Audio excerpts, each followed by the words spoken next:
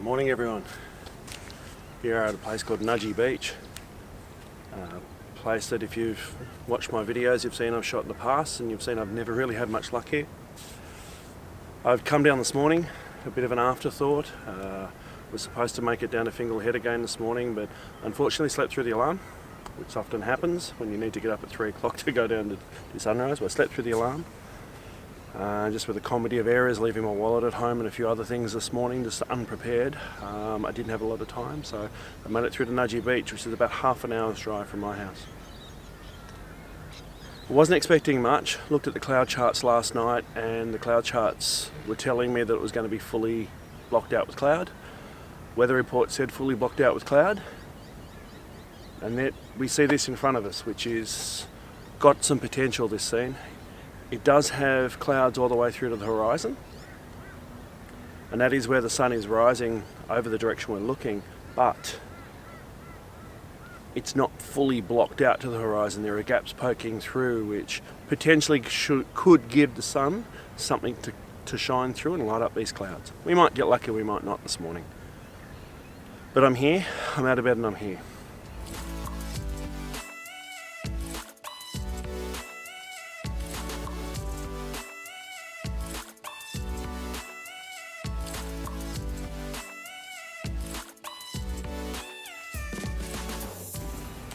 Sunrise is about 10-15 minutes away. The scene in front of me is quite simple. Nudgee Beach is famous for its trees, so I thought I'd come down and do something a little bit different. What I was looking for is, it's a mud flats, it's a tidal beach, this one. It's not really one for swimming, it's a lot of mud, a lot of mangroves around. But as such, you get a lot of channels, because it's quite flat, you get a lot of channels with the water going out. I was hoping for one of these beautiful S-type channels this morning, and I was going to do some long exposure photography with it and put a 10-stop ND in it and just try to get it really smoothed out in the clouds as well and give it like a fine art type feel. But I came across this. I couldn't find any beautiful little S-curves, but I did come across this scene in front of me, which I did like about 20 minutes ago. I'm liking a little less now. I'm not sure if you can see it, but I have this little bit of a depression in the mud here. It's just in here, and it's just adding a little bit of foreground interest to it. And I'm also hoping to get some pretty amazing reflections from these clouds if they light up. We'll see. It might happen, it might not. But I do have these beautiful reflections, and I'm getting enough of a shutter speed at the moment at about 15 seconds, and that will change as soon as the sun comes up. But I'm getting enough to smooth this water out, because it's a very still morning.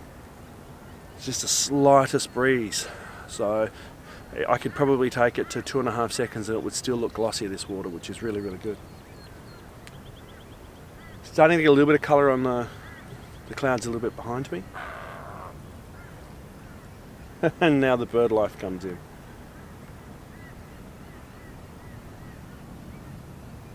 That's nature for you.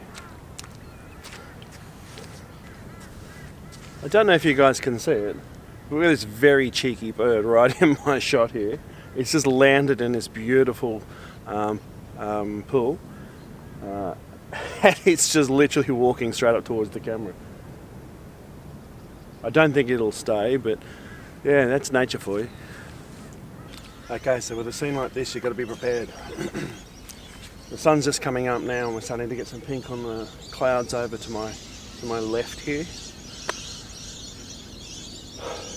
I'm not sure whether or not it's going to work where I've got it set up. I'm going directly into the sun here, and I know that's a bit of a gamble, but I thought the clouds are going to hold it back a little bit. It looks like it's going to block it out completely. So I may have to alter this composition very slightly to catch the light on some of these clouds. Yeah, the scene in front of me, even though there's not a lot of colour, has got this monochromatic moodiness about it. And I do like it. It's not something I would normally shoot, but I do like it. I got the reflections of the sky in the water in front of me, and I do have these round areas that you see in front of the camera here, actually stingray holes, where the stingrays were sitting when the water was pushed up through here, and they just create this round depression, and then as the water recedes, it sticks out. I do like the scene in front of me. I wouldn't normally. I've got a 3-stop ND filter on it. I've got my 2-stop graduated ND just to hold the sky back a little bit and add a little bit more moodiness to it. And I've got the polarizer on the front. Now the polarizer, I'm pointing directly into the sun. It's not going to really have any effect. It will control a little bit of the reflections. I don't want too much because I do want the reflections in here. This is more about just giving me the amount of stops that I need in order to get the water nice and smooth. That's all it is. But it's not providing anything else other than that. I'm shooting at f9, 15 seconds at f9 here, ISO 50. And yeah, I'll put the image up for you. I do like the image. I don't think it's an award-winning image, but I do like the image. I'll put it up for you now.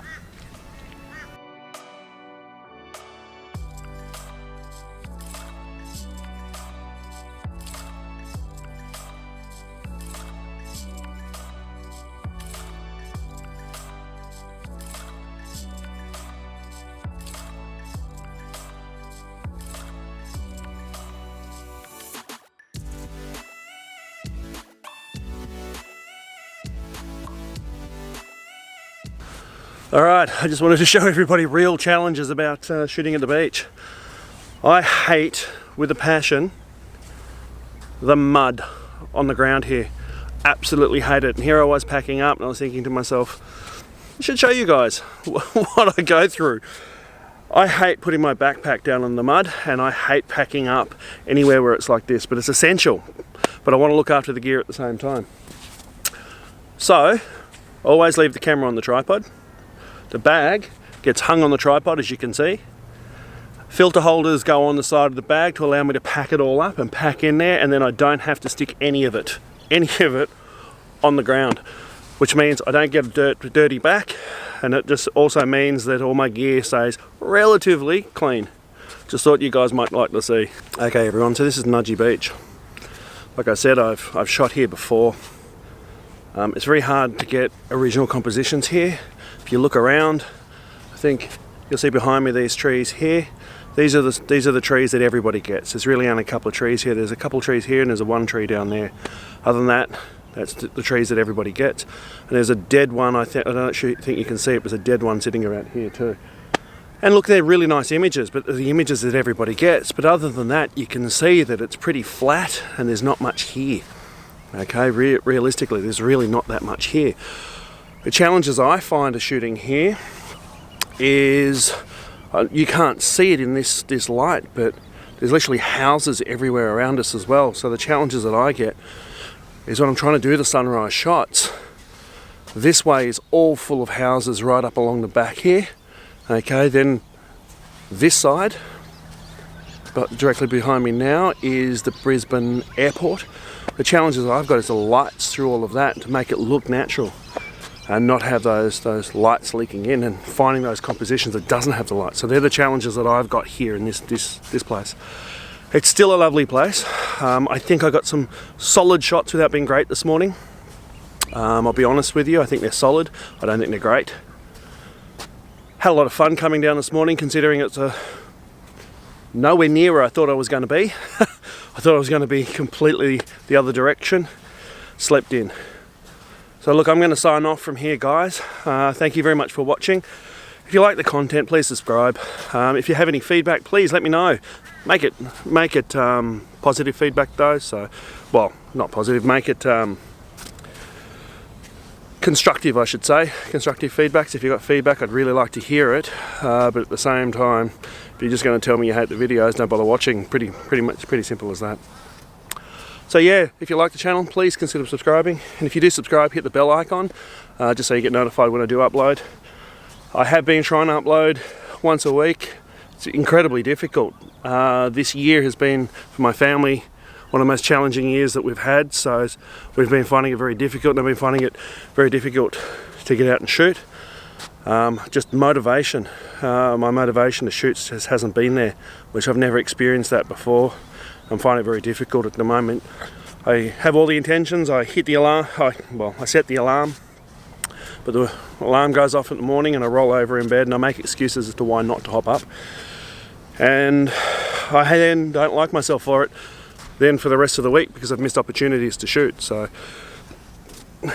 I'm going to make a concerted effort to get up now every morning, no matter what the weather conditions are, and come out. Just because I love photography so much, and it adds just so much to me in my life. It just helps me through, you know, whatever tough times that we happen to be going through as well. It just helps me through all of that. It really just centers me. So I'm going to make a concerted effort. I'll take you along, rain, hail, shine. Some days we might not even take any photos, simply because the conditions aren't there, but at least it'll be a real vlog. So yeah, guys, it's me signing off. See you next week. Okay, so just on the way back to the car, I just noticed something in the water just flashing around a little bit. On closer inspection, it was just a little stingray, just caught in one of the little tidal pools. So hopefully I showed you a little bit of slow-mo B-roll of that, because I did stop to get that, so hopefully I did. But yeah, it just goes to show the wildlife that's teeming around Brisbane, especially in these little tidal pools. There's lots of little fish, things like that. So yeah, and here's something for you. I knew the stingray was there, couldn't find it. They blend in so well to the mud, you would never have even known it was there, unless you saw it moving. So just be careful when you're walking along the mud flats around Brisbane or in Australia, because you could walk straight over the top of those and you wouldn't even know they're there.